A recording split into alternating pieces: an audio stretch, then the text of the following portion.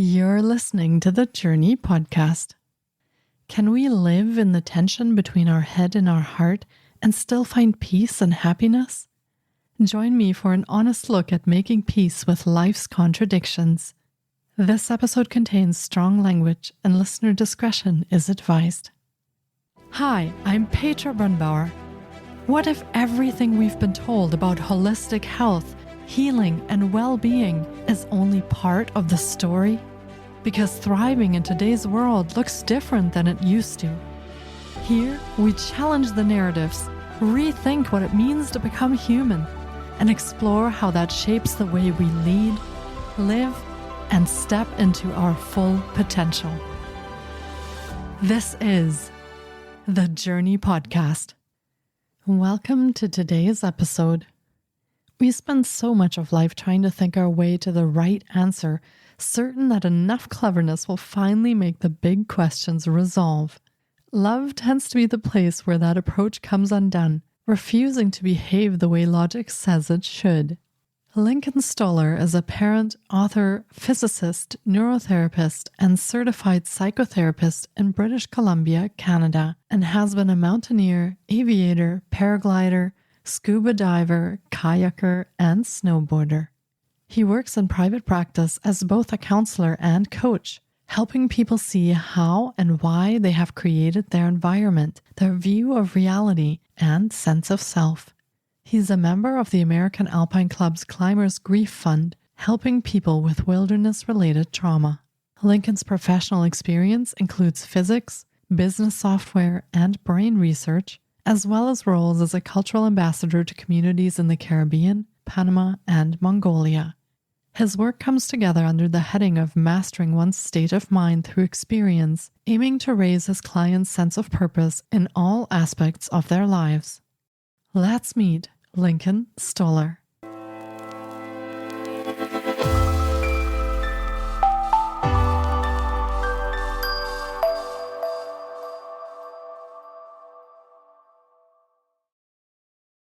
Hi, Lincoln. It's so great to have you on the podcast today.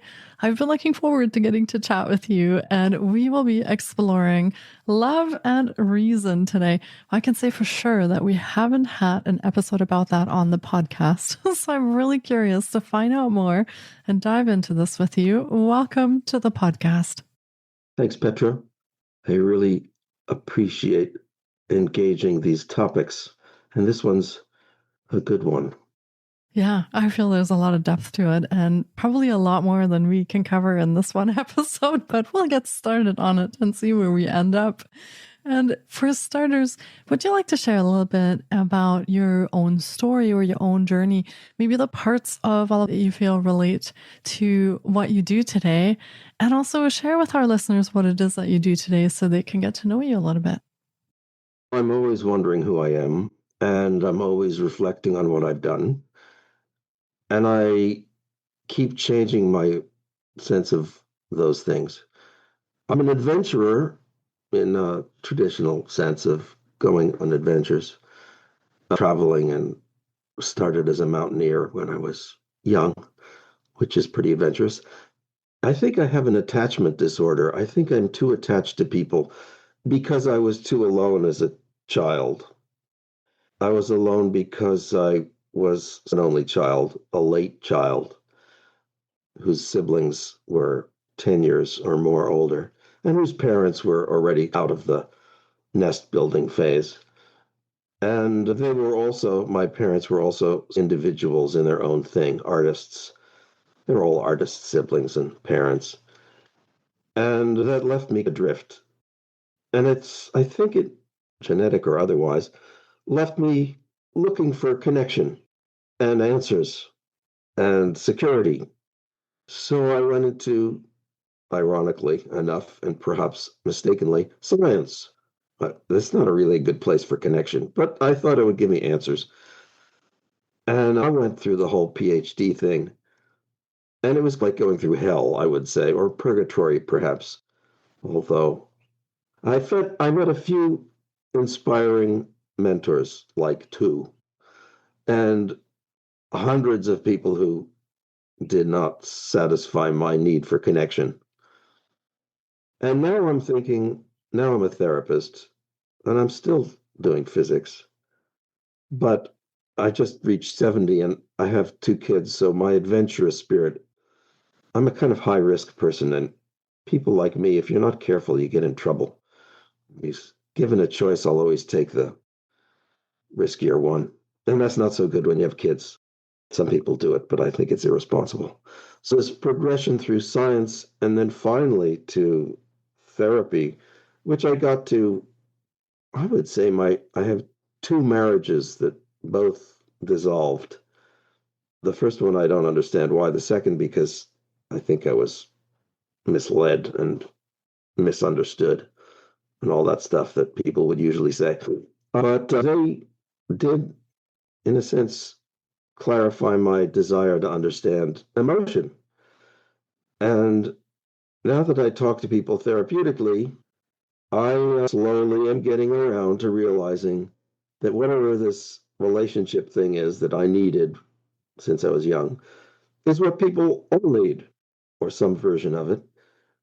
And they come to me, people who come to me are willing to put money on the line to address something.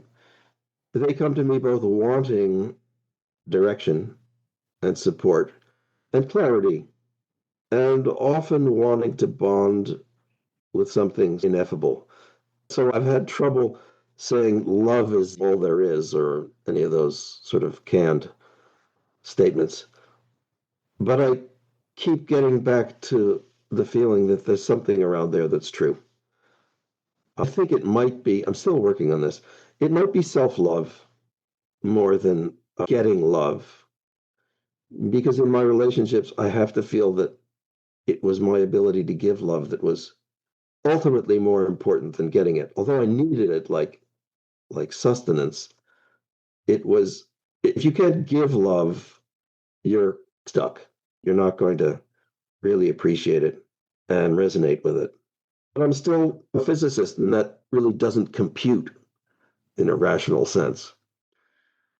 I resonate back and forth. I go back and forth from the rational to the, I wouldn't say emotional, because love is certainly more than just emotional. But that's where I am these days, navigating those waters.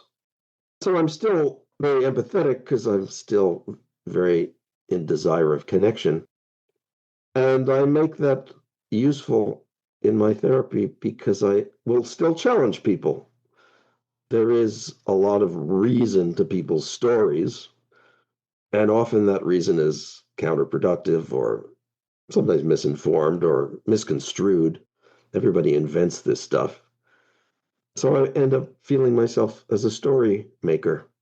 And I should mention that along the path, I've gotten involved in ceremonial use of psychedelics, ceremonial altered states, hypnotherapy, and I don't find any conflict between reason and those territories. So if I sound confused, I am, but I also hoe a very productive line. I write a lot of books, do a lot of podcasts. I see a lot of clients. Not as many as I'd like, but probably as many as I need. So here we are. That's who I am. Amazing. Thank you for sharing that. And I find this really interesting that you are really self-aware of the things that are happening and some of the reasons why things are happening. I think that there is a certain level that it takes of actually being able to observe ourselves to start understanding some of these things. And especially when it comes to love, how do you work with this kind of looking for external love and at the same time realizing that maybe it is about self-love?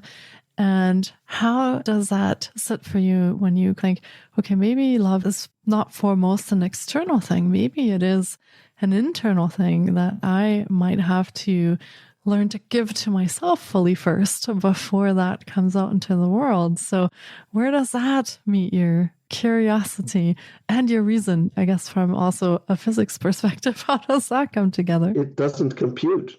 So if I'm in the rational mind frame, I tend to look for role models, like who did it? What did they do? I had a project about 10 years ago when I realized that some people were more successful than others, of asking people a question of that sort. I didn't ask them about love or success. I asked them what they learned and where it got them.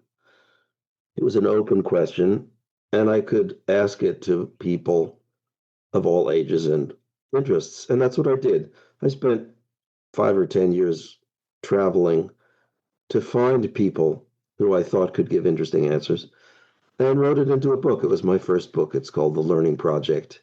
And I keep coming back to that because those people were inspiring. It was like a therapy interview about your personal goals rather than your personal problems. And I interviewed teenagers and middle-aged people and old people in various cultures, various countries, and of various interests, some of whom were my teachers, past, I should say mentors. They were more than teachers. And some were just introduced to me as interesting in all kinds of fields and filmmaking. And I interviewed Phyllis Schlafly, who was a conservative, radically conservative, or actually radically reactionary, Midwestern, Swiss-born person, very interesting. And on the opposite ends of the spectrum, very radical people, scientists and celebrities. And then just a lot of just teenagers who I would like to know what they're doing these days, but I may never learn, which is okay. It's not my business necessarily. And those people, when I'm in my rational mind, provide me with role models, very broad. Some of them were sort of very adventurous, and others were very focused and very normal, and not particularly unusual in their public presentation, but they had insight. In a rational mode, I look to what people have done, what people say, because reason and language, dialogue and story are related. And in my irrational mode, I feel like I flounder around looking for what you're asking. Where is the self-love? It's worse than looking for a needle in a haystack because I don't even know where the haystack is or what the needle looks like. And it's funny because even though you don't know what you're looking for, at times you find it. Actually, I make a policy of all my clients. I ask them to have a brain training or meditation practice. And I find, so I do it myself, not a great deal, 10 minutes a day, but with some regularity and structure. And in that, I stop being a researcher and rational thinker. And in that, there grows some seeds of security and self-acceptance. So that's what it looks like. Too much thinking, and I don't know what to say. Too much feeling? No. I put a lot of emphasis on feeling, emotion, association. I do a lot. I'm very interested in dream work, but it's hard to do. And usually it's just a launching point with my clients. I'll always ask them, what are they dreaming about? If they can remember. It's a process that arose with practice, but I don't necessarily require that of everyone. I ask, but I don't require. If I continue to ask, eventually I draw it out. People will report their dreams. Contrary to what most people may think, dreams are tremendously insightful about your soulful experience. And I could go into that, but every dream has connections, pivotal connections to life issues. Often the issues we avoid or are confused by. So that's my kind of, I would call it my washing machine life, constant agitation and hanging myself out to dry. And so that's what pet therapy is about, with the goal, as I'm talking to you today, of getting to self-love. And on the one hand, and on the other hand, grounding, which is different than an attitude. Grounding is a state of being. And I think self-love is a state of feeling, is more active. Grounding is more passive. So the combination of those two, whatever your question was, that's the answer. Yeah, I love it. Actually, I love that example that you gave of the washing machine and hanging out to dry. I feel a lot of listeners can relate to that because we so often feel like that in life, that we're just living in our head, a million things going, and we don't come into that grounding piece very often, that back into our body, into the present, where we can actually sound into a lot of these things. So I love that you shared that. And I feel there's a lot of recognition in that piece. And even though I want to say when we have meditation practices, this happens. So, yeah. I'm very curious because you said that you participated in plant medicine as well. Did that give you any insight or any kind of experiences around what you are exploring with this? Does the plant medicine actually, I want to say, dampen down the research and open you more up to exploring these more intangible concepts, or did the opposite happen for you? How did you experience that with in mind what you're exploring today? I've gotten down on plant medicine because people look at it as a silver bullet.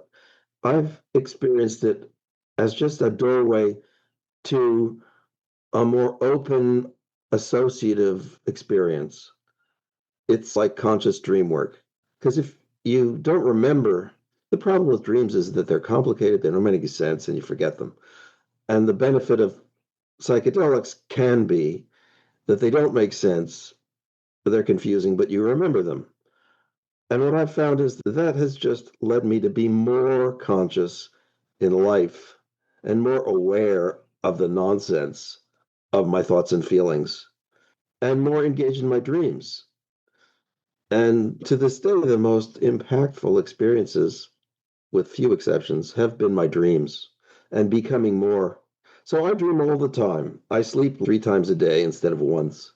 And I have a technique of engaging my dreams as I wake up, and then later I forget them. I figure it's like I digest them and they're gone. And I take all the meat off the bones and I don't preserve the bones. So it's okay to forget your dreams, but I think you have to digest them while they're available. So my experience with psychedelics was traditional, shamanic, cultural. And in those cultures, the experiences they're not psychological or psychotherapeutic. They're soulful experiences.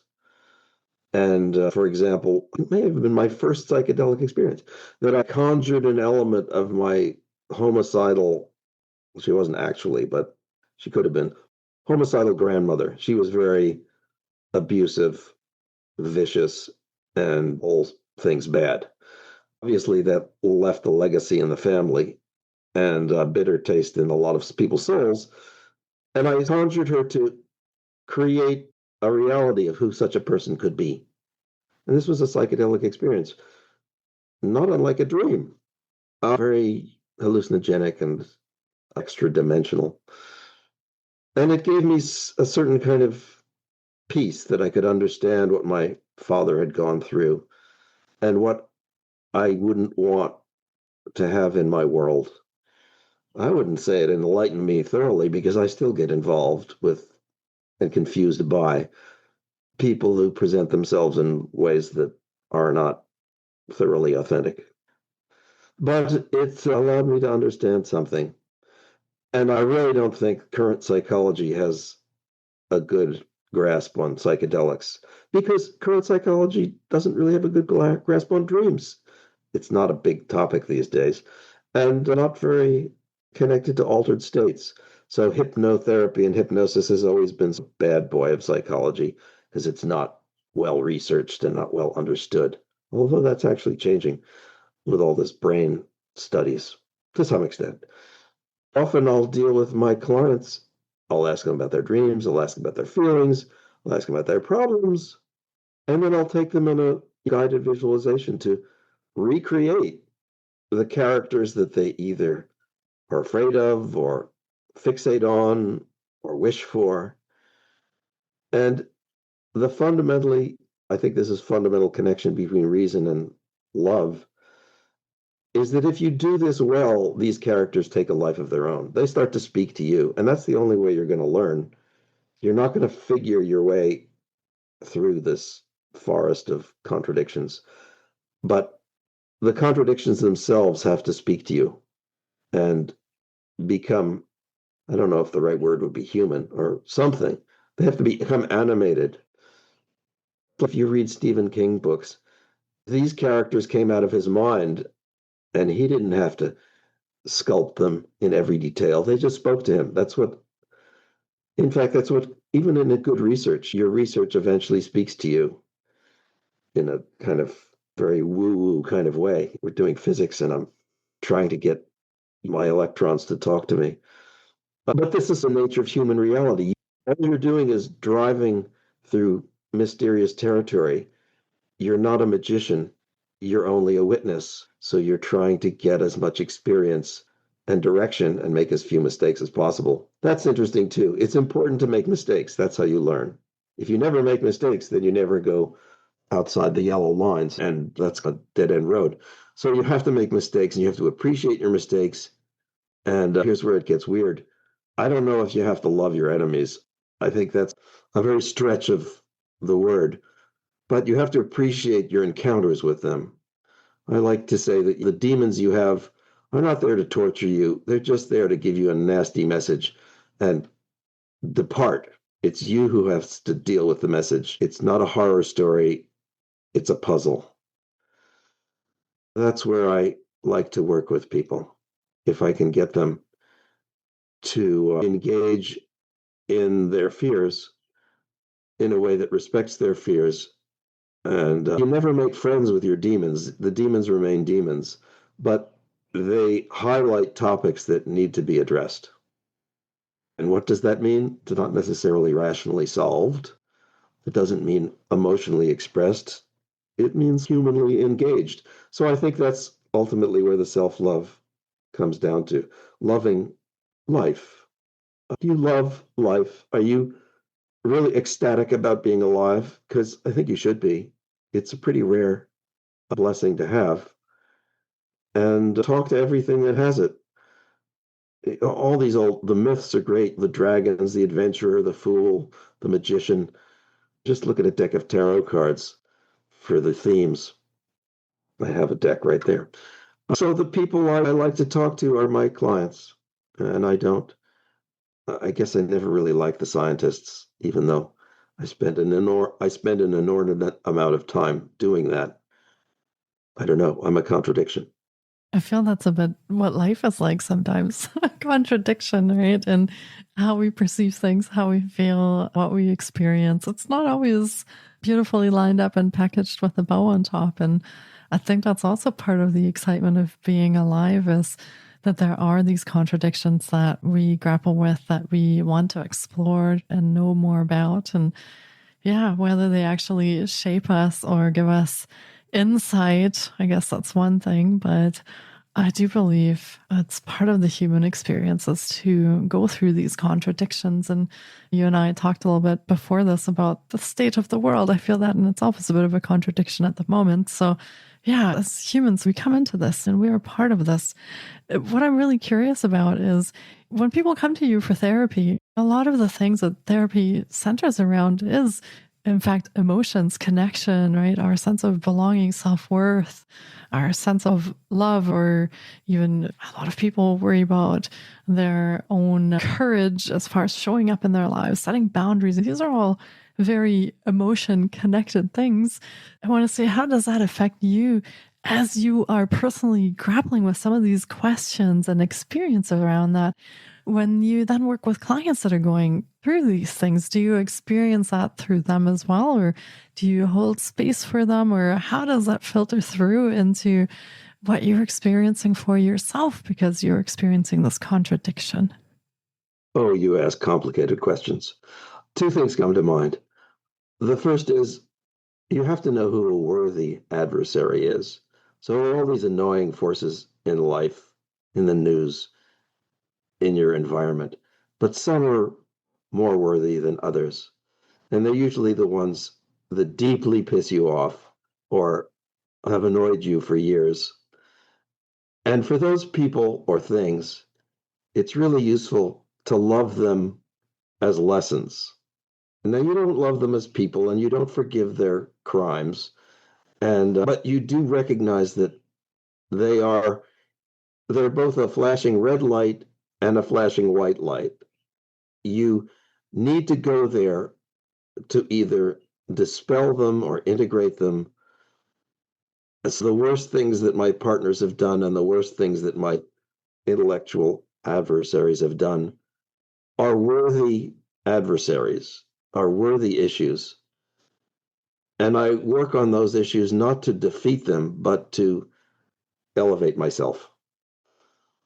And in the process, I might be able to forgive them, but maybe not. They're not ongoing. One of the first rules of trauma is to stop the bleeding. So you don't want to engage in violence or self-violence. But if it has been part of your experience, you don't want to overlook it. Why did it happen? What was your role in it? What can you learn from it? Was it a privilege? Was it an opportunity? And the other thing, I feel like I'm bouncing around like a ping pong ball, but these things come up. The other thing is that I deeply engage people in their stuff, and I do it in a non-rational, emotional way that kind of leaves me exhausted. After a couple of clients, 3 clients a day, and I'm toast. And I don't even know why. I'm mostly just listening to them, but I feel like I'm getting wrung out or put through their ringer. And I am calling them or evoking from them real feelings. And it's like a chemical reaction when you encounter real feelings. It's like a very good drama, except it's not an invention. You are carried along with it. And often I'll get off a call with a client and I'll just have to lie down, even though I don't exactly know why. And there's not been a great contest and I haven't flexed my muscles. It's just like, what an exhausting story. That, I think, there is a therapeutic process in that. I don't know if what you call it empathy. That's not enough. There's some energy exchange that goes on. It's invitational, it's supportive, it's exploratory, and all those things move things forward. All those elements move things forward. I can be supportive about negative and threatening things. I can be adversarial about attitudes and prejudices. I'm almost always emotionally supportive or connected to my client, although there are some clients who are either unappealing or looking for combat or blame, either on me or somebody else. And those people can be not welcoming. And I guess the relationship with those people doesn't go very far. But that's just you hook me up to your wagon and I'd go along whatever your road is. If that road is, I don't think a therapist is supposed to be your friend or support you in any strange beliefs that you have. And so this is the interesting. Love is not always supportive, which I think is, I can't really understand that. But doing the loving thing can mean a disagreement. And you can talk about parenting, which is a mystery. And a lot of my work deals with people who were not well parented. I don't deal with many kids. The kids I find so easy to talk to, but I don't get a chance. Not people don't bring me their children. Maybe if I advertised myself as a child psychologist, I'd get more kids, but I don't know. I feel uncomfortable. I'm never happy being a therapist to somebody who's been brought to me against their will. That it's like a bad scene. Although for a kid, it's always going to be that way. Not against their will, but it's not going to be their intention. It's going to be their parents. Anyway, so this is how I deal with things. I get very involved with people, and I try to keep at arm's length and understand what's going on, not to be condemning of the challenge or the contrary natures that come up. So you ask a question, I can't and probably shouldn't give you a good answer. I have to give you a broad, meandering answer. I love it. At the same time, you are sitting with this contradiction. You are searching, you're experiencing it, you're feeling into this kind of, I want to say, maybe gap that you're feeling. So, that in itself is also an experience just right there. So being able to just sit with these things that we don't fully understand is Yes, part of very life important. too. That's part of meditation. And I do encourage people. One of the things I do for clients is I say, what is it that you do that is rewarding? And can you just distill that to an experience that you feel without having to go do it? If you like to be in nature, can you just go and sit in the garden without making a big production of it? Can you, this has to do with resilience and flexibility, can you flip into a positive state of mind, hopefully at any time you desire? Which isn't to say that you ignore the negative, it's just, do you have the flexibility to rise above your problems and take a breath and then descend back into them if they are worthy adversaries? But that ability, it's interesting also, one of your recent podcasts was on rhythm. Rhythm is very fundamental, both musically and emotionally. If you don't have rhythm, there's no melody to your life. So there's got to be an alternation to it. That's part of what flexibility and resilience gets you, the ability to go back and forth. And just as I was saying, I look at my role models and then I come back to my issues. I look at my clients and then I consider their issues. I look at my research and I try to talk to my electrons. And what's your role? It's fundamentally, this is a nice place to end, it's bigger than you are. It's, as a parent, your responsibility is not just to your daily activities or even to your immediate support of your children. It's to the legacy.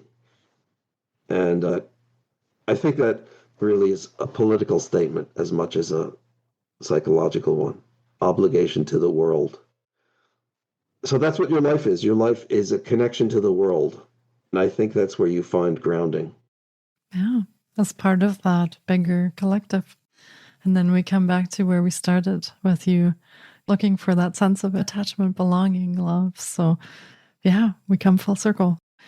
If our listeners are curious about what we've explored in this episode, I feel there were a lot of things that encourage us to sometimes sit with some of these differences that we feel, the contradictions we feel, and tune into those a little bit more with curiosity and start exploring like you have.